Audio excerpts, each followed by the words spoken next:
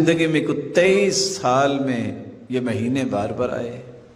40 سال کے بعد تو آپ کو نبوت ملی، لیکن 23 سال کے عرصے میں آپ نے کسی ایک سال بھی صحابہ کو اکٹھا کیا ہو کہ آج جو ہے نا وہ شب برات بھی ہے اور آج شب معراج بھی ہے، تو آج آپ کو اتنے نوافل پڑھنے چاہیے، آج آپ کو اتنے روزے رکھنے چاہیے صبح اٹھ کے، اور آپ کو یہ اعمال کرنے چاہیے.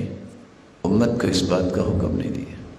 بات وہی ہے کہ سوچنے والا آج بھی سوچتا ہے اور لاجک بھی یہ پیش کرتا ہے. نیکی ہے نا، اصل میں نیکی وہ ہے جس کو قرآن نے ڈیفائن کر دیا. نیکی وہ ہے جو محمد کریم نے پیش کر دی ہے، سمجھا دیا ہے.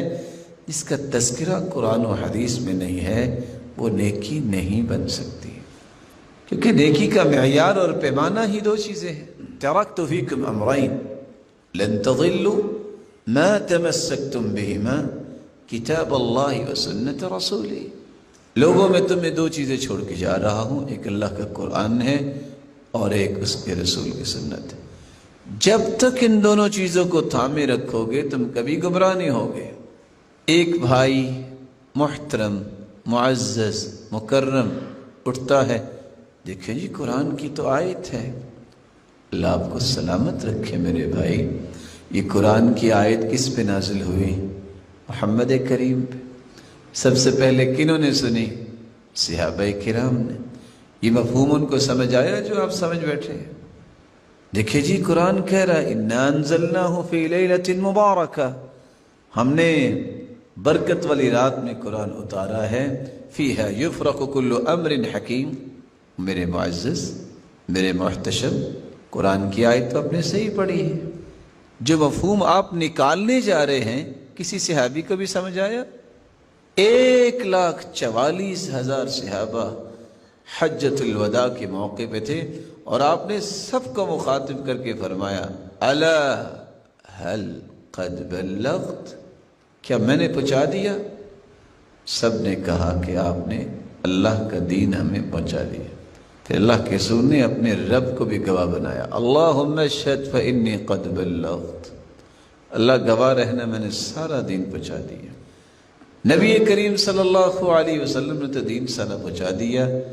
اگر تو اس دین کے اندر اس بات کا تذکرہ ہے کہ لوگوں کو یہ رخ دیا جائے کہ آپ نے یہ کرنا ہے اور آپ نے وہ کرنا ہے، تو پھر تو ماننا چاہیے. جو مانتا نہیں وہ تو مجرم بنے گا اللہ تعالیٰ کے ہاں. لیکن جس چیز کو دین نے پیش نہیں کیا اس کو اپنی تجرباتی زندگی کو دلیل بنا کر کے میرا ایکسپیرینس یہ کہتا ہے، میرے فلاں نے یہ کہا ہے، میرے علان نے یہ کہا ہے، اور یہ فلاں کتاب میں لکھا ہے. جس کتاب کا تذکرہ جو ہے کرتے وقت بھی سوچنا پڑتا ہے، اس کو کتاب حدیث کی کہیں، تاریخ کی کہیں، وجدان کی کہیں، حکمت کی کہیں، کیا کہیں.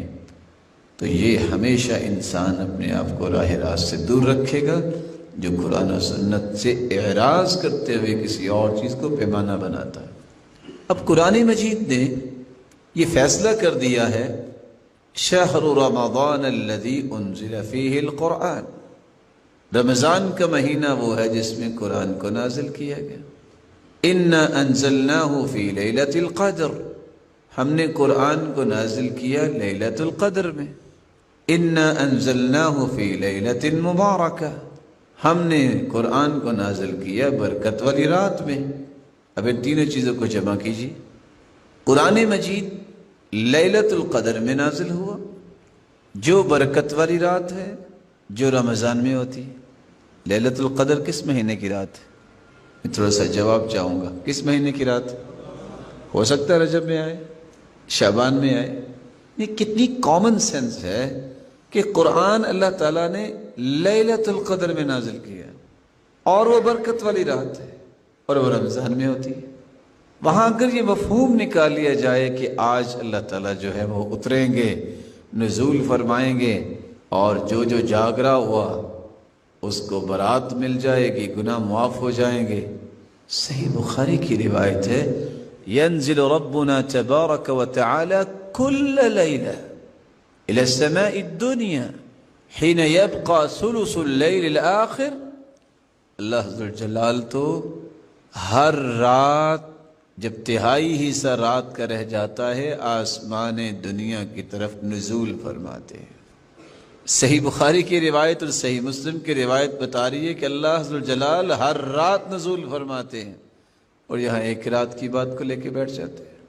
میں نے صرف اشارہ کرنا چاہا ہے، حدث ولا حرج، اس طرح کے اعمال، اس طرح کی کہانیاں، اس طرح کی من گھڑت قصے امت کے اندر عام ہو گئے، نہیں عام ہوئی تو سنت عام نہیں ہوئی۔